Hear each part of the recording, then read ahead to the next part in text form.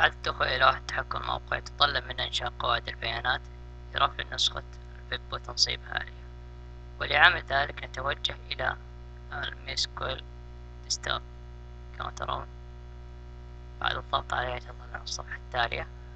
نقوم بوضع سكر مثلا، نريد أن تكون اليوزر نيم عفوا اسم القاعدة تقني سيرفر الشرطة، نضغط هنا كريكت.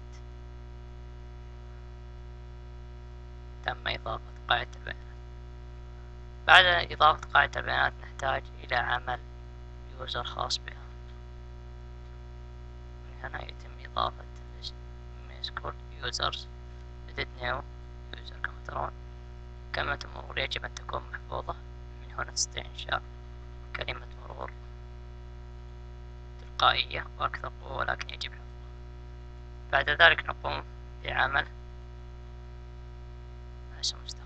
بعد ذلك يجب علينا ربطها بقاعدة البيانات من خلال الضغط على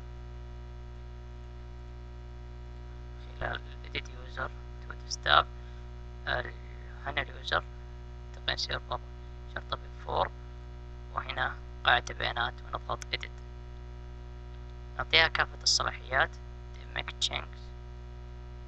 تم ربط القاعدة باسم مستخدم خاص بها كما ترون.